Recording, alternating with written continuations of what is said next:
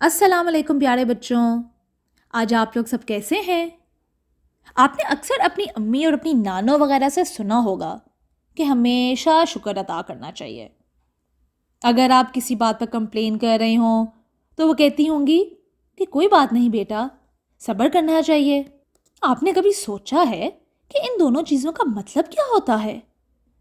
صبر کے معنی ہے برداشت اور تحمل، اور ہماری زندگی میں بہت سے ایسے موقع آتے ہیں جب ہمیں ہر چیز نیگیٹو لگ رہی ہوتی ہے اور ہم مایوس ہو جاتے ہیں۔ ایسے موقعوں پر ہمیں دو چیزوں سے مدد لینی چاہیے، ایک صبر اور دوسرا شکر۔ ایک سمپل سی اگزامپل لیتے ہیں۔ اگر آپ کا کوئی کام کرنا ہو اور آپ سے نہ ہو رہا ہو اور آپ کا کوئی جاننے والا آپ کا وہ کام ایزیلی کرتے تو آپ کتنا تھینکفل فیل کرتے ہیں، ہے نا؟ اور آپ کہتے ہیں میں آپ کا بے حد شکر گزار ہوں۔ دوسری اگزامپل سنیں۔ اگر آپ پر کوئی مصیبت آ جائے تو آپ کہتے ہیں ہمیں صبر کر لینا چاہیے، اللہ سے ہی مدد لینی چاہیے، مجھے یقین ہے اللہ ہی میری ہیلپ کریں گے۔ اسی چیز کو صبر کہتے ہیں۔ آپ کو پتہ ہے قرآن پاک میں 90 مقامات پر صبر کا تذکیہ آیا ہے۔ ایک موقع پر اللہ تعالیٰ فرماتے ہیں اے ایمان والوں، صبر اور نماز سے اللہ کی مدد حاصل کرو، بے شک اللہ صبر کرنے والوں کے ساتھ ہے۔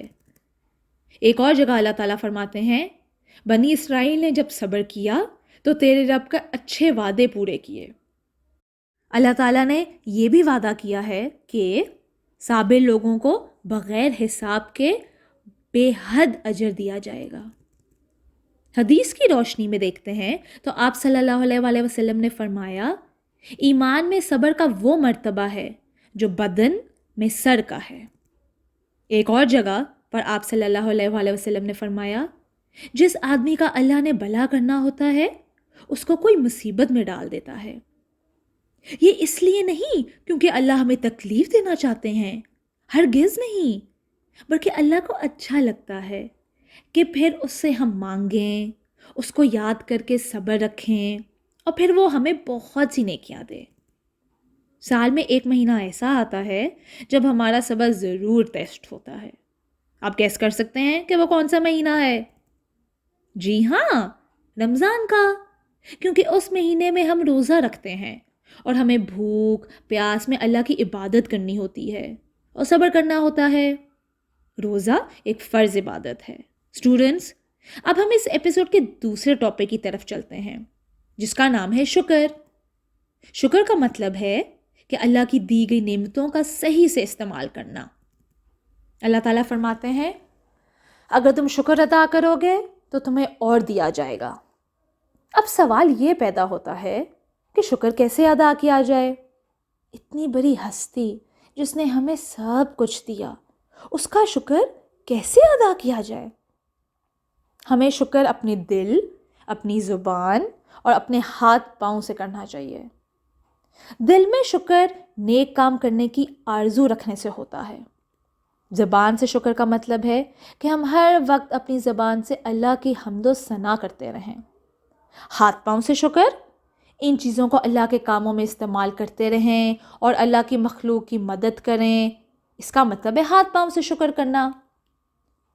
حضرت عبد الرحمن رضی اللہ عنہ نے بیان کیا کہ جب کوئی آدمی کسی سے سلام کرتا ہے یا اس سے پوچھتا ہے کیا حال ہے اور دوسرا کہتا ہے میں تمہارے سامنے اللہ کی شکر گزاری کرتا ہوں، تو بائیں طرف والا فرشتہ دائیں طرف والے سے کہتا ہے تم اس کو کس طرح لکھو گے؟ وہ کہتا ہے میں اس کو حمد کرنے والوں میں لکھتا ہوں۔ دراصل صبر کو 3 حصوں میں تقسیم کیا گیا ہے: مصیبت میں صبر، اطاعت میں صبر، گناہوں پر صبر۔ اطاعت پر صبر بہترین طریقے سے حضرت ابراہیم علیہ السلام نے کر کے دکھایا۔ جب ان کو خواب میں آیا کہ اللہ کا حکم ہے کہ اپنے بیٹے کو ذبح کر دیں تو انہوں نے اللہ کے حکم کے آگے اپنا سر جھکا دیا اور اس طرح ان کا صبر نظر آ گیا۔ گناہوں پر صبر کرنے کا مطلب ہے کہ جب ہمیں کوئی گناہ کرنے کا خیال دل میں آئے تو ہم صبر کر کے اس کو روک لیں۔